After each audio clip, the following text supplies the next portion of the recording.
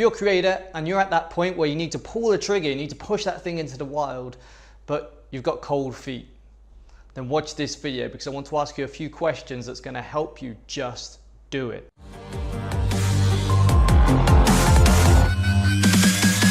So when I talk about not pulling the trigger, what do I actually mean? Well, this could affect all creators essentially. It's affected me before a lot actually. And it's defined like when we spend a lot of time creating something, maybe writing articles, creating a book, creating a piece of software, creating a product, whatever it is. And it comes to a point where we really need to release this thing out into the wild. And then we're like, oh my God, what happens if this doesn't go well? What happens if it fails?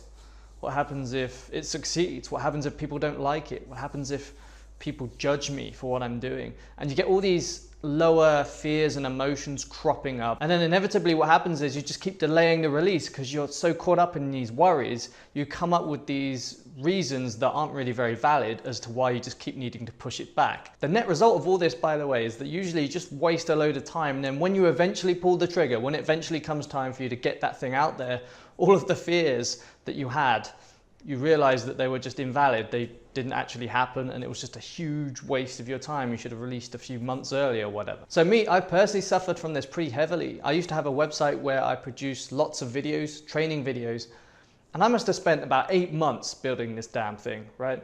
And then it got time to launch and I just kept delaying it. I just kept adding new courses, new videos, just kept pushing it back because I had these fears and they were stopping me from releasing. Over time though, I managed to control it, but the interesting thing is I managed to control it not by suppressing those emotions, not by pretending they don't exist, but just by shining a light onto them in a different way.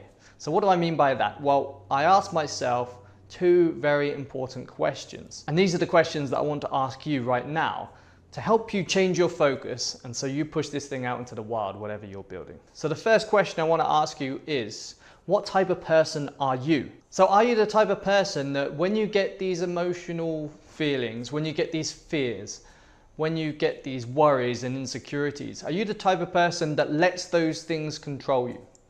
Are you going to be the type of person that for the rest of your life you just bow over to the whims of these emotions, these lower emotions that keep popping up? Are you the type of person that spends months and months and months investing into something and then doesn't put it out there because you're a bit worried or you have these fears? Is that the type of person you want to be? And is that the type of person you're proud of? Is that the type of person that when you're older, maybe even when you're on your deathbed, when you're facing death in the face, you look back and you look at this point in time and you say, yes, that's the type of person I was? Or are you the type of person that feels these things? Okay, you accept that you're feeling a little bit scared, you accept you're feeling these worries, but then acknowledges them and just does it anyway. You go ahead, it's slightly uncomfortable for you, but that's the type of person you are. You feel it and you go ahead anyway. So that's the first question. What type of person are you? And think about that. The second question I want to ask you is, can you justify to yourself while you're pushing this thing out there? Whatever it is you're building, can you justify to yourself your actions? You see, the problem that a lot of us have when we build something, when we want to push something out there, is we worry way too much about what other people are thinking. We want all this validation from external sources. We want people to feel good about our products. We want people to approve the work that we're doing. We want to make people proud of us, all this kind of stuff. We put so much importance over there on what other people think that we completely disregard what we think. Our values. And the question I want to ask you is, if you push your product out, if you release whatever it is you're going to release, are you happy with your intentions? Are you happy with your justifications for doing this? Let's take this video as an example. I could worry a lot about how people perceive me after this video or how people react to this video. Or I can focus my attention on my justifications for doing this. Am I happy with my justifications? And the answer is yes.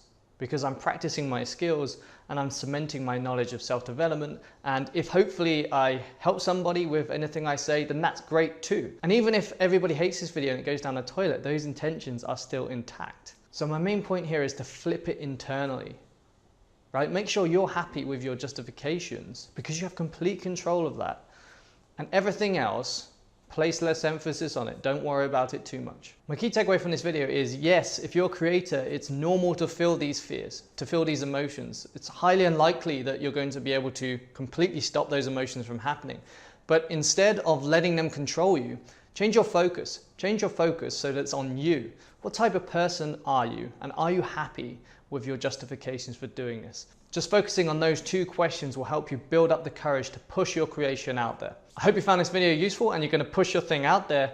If you did, like this video, subscribe to the channel, and I'll see you next time.